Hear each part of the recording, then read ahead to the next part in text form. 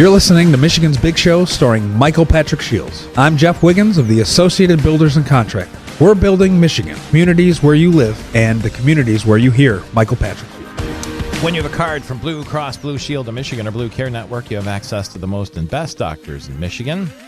Plus, you can take your family to practically any hospital. Learn more at the new bcbsm.com. Learn more about politics now. Dave Dulio, the director of the Center for Civic Engagement at Oakland University, and a professor in the political science department's on our AT&T line to go over yesterday's results of the Michigan primary and some other conjecture and speculation and so forth. And analysis is really what he says. Keep it between the lines, MPS. Welcome back to the program. Thanks for having me again, Michael Patrick. Always nice to talk to you. Joe Biden, the former vice president, taking a victory lap, a big night in the latest round of primaries. That includes Michigan, Missouri, and Mississippi. He was in Philadelphia yesterday, and here's Joe Biden. This campaign is taking off, and I believe we're going to do well from this point on. Take nothing for granted. Want to earn every single vote in every single state. He talked about the success of his campaign so far. To all those who have been knocked down, to all those who have been counted out, left behind, this is your campaign. Just over a week ago, many of the pundits declared that this candidacy was dead. Now we're very much alive. Dave Dulio, what happened during the Biden campaign? Well, a lot. For most of 2019, he was leading in the national polls, and then toward the end, he sees this big leaders after the New Hampshire, he craters again, and it left for dead.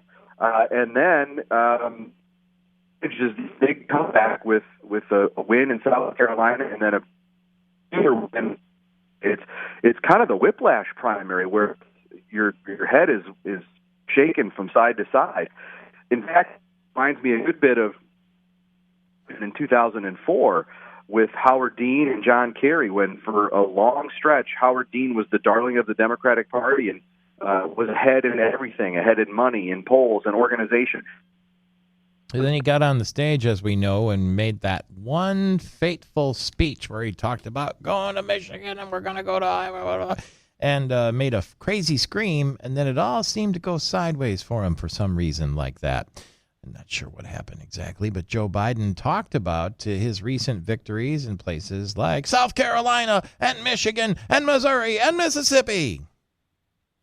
It looks like we're going to have another good night with victories in Mississippi, Missouri, Michigan, and we're waiting to hear from North Dakota, Idaho, and Washington State. See, he was much more measured the way he said it. He didn't do it Howard Dean style, where he went screaming and yelling about this and that, whatever. He did, too, Joe Biden, the former senator, long time, and vice president, talk about the coronavirus outbreak at his rally. This whole coronavirus issue is a matter of presidential leadership. And later this week, I'll be speaking to you on what I believe the nation should be doing to address this virus.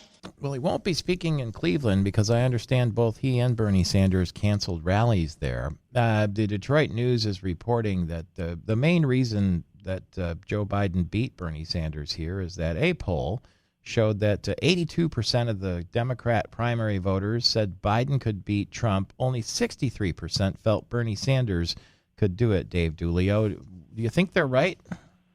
Well, I don't think there's any question that the easier matchup for President Trump would have been Bernie Sanders. And it comes down to one thing, and that's the label that Bernie Sanders uses of democratic socialist. And had he been the nominee, the Trump campaign would have lopped off the first part of that and just stuck with socialist, which is, frankly, not a winning strategy for a Democrat in the United States at this point. The Trump campaign would have hammered socialism, socialism, socialism again and again and again, and it probably would have worked. It's an easier path for Democrats without Bernie Sanders at the top of the ticket. Glad you brought up Dave Dulio, President Trump. He won his primary. I believe there was one, believe it or not, here in Michigan. 93% of the support, and uncommitted got 3% of the vote for what it's worth. But the president is saying that Elizabeth Warren, the senator from Massachusetts, destroyed Bernie Sanders' campaign. He says, Pocahontas, as he calls her, working in conjunction with the Democrat Party, totally destroyed the campaign of Bernie Sanders.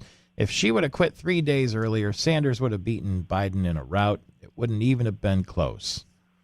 Is he right? To some extent. Yeah. I think that there's a case to be made there that, the race is unfolding in real time in a lot of ways, right? And it's not always about who's in, but who's out. So we saw 2 weeks, 10 days ago, Mike Bloomberg do poorly on Super Tuesday, and even prior to that in a debate in Nevada, which really cost him a lot of support. And after Super Tuesday, Buttigieg gets out, or before Super Tuesday, Buttigieg gets out, Klobuchar gets out, but Warren stays in. So the only one from the so-called moderate lane of the Democratic primary was Joe Biden. And I would say too that I wonder if his strength in the last week or so is about Joe Biden, or is it about the weakness of the other candidates who got out? And Joe Biden is taking advantage of simply being the last one from that lane in the primary. That seems strange to me that Elizabeth Warren would have done that on purpose, because her views were much more in line with Bernie Sanders, were they not, than Joe Biden?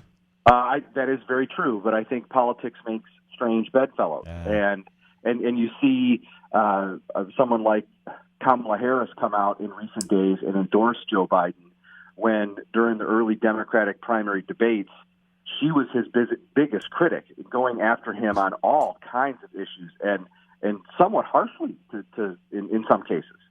Well, that's what happens in the primary process, and then everybody has to eat their words. But we live in an era where your words never go away, so it's sort of curious. Dave Dulio, thank you very much, Political Science Department and the Director of the Center for Civic Engagement at Oakland University in Rochester, Michigan. Through the AT&T microphones, it's Michael Patrick Shiels. Your forecast is next.